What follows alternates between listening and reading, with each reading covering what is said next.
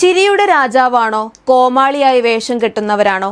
എന്തായാലും TM. Thomas Isaac പറഞ്ഞത് കോമാളിയായി വേഷം കെട്ടുന്നവരെന്നാണ്. കേരളത്തിലെ നിലവിലെ താപനിലയെ വെല്ലുന്ന തരത്തിലാണ് ഇലക്ഷൻ ചൂട് കത്തിക്കയറുന്നത്. വെറും ചൂടല്ല, അങ്ങോട്ടും ഇങ്ങോട്ടുള്ള പരാമർശങ്ങളാണ് കേരളത്തെ ഇപ്പോഴത്തെ ഏറ്റവും വലിയ പ്രശ്നം.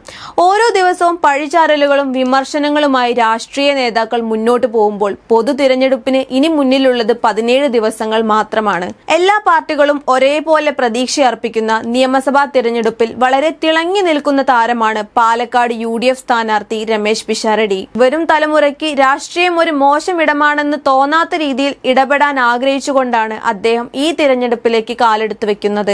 എന്നാൽ സിനിമാ താരങ്ങൾ രാഷ്ട്രീയത്തിൽ വരുന്നതിൽ പലതരത്തിലാണ് വിമർശനങ്ങൾ ഉയരുന്നത്.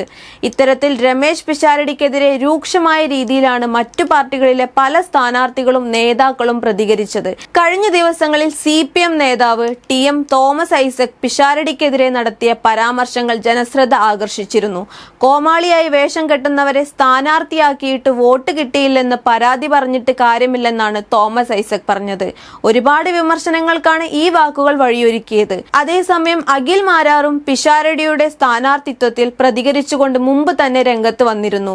രമേശ് പിഷാരടി നാടിനു വേണ്ടി എന്തെങ്കിലും ചെയ്തിട്ടുണ്ടോ എന്നായിരുന്നു അഖിൽ മാരാറിന്റെ വിമർശനം.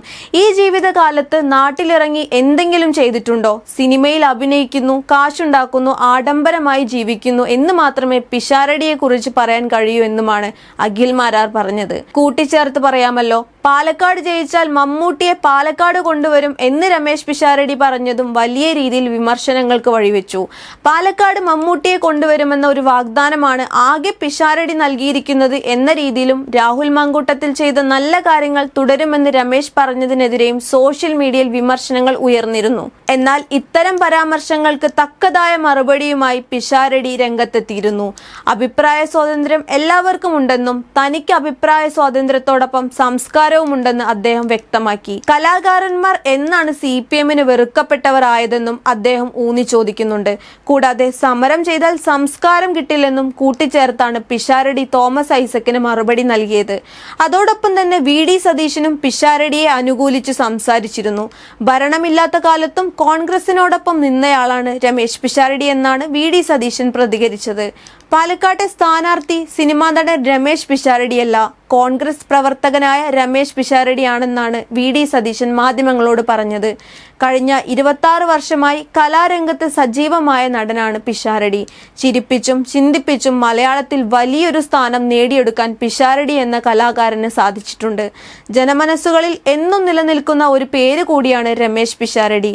അങ്ങനെയിരിക്കെയാണ് രാഷ്ട്രീയത്തിലും സജീവമാകാൻ കന്നി അംഗത്തിന് രമേശ് പിഷാരടി ഒരുങ്ങുന്നത്. ഈ വിമർശനങ്ങൾക്കും പരിഹാസ ചൂടിനുമിടയിലും ഇനി രാഷ്ട്രീയത്തിൽ പിഷാരടി തിളങ്ങുമോ ഇല്ലയോ എന്നത് കാത്തിരുന്ന് കാണണം.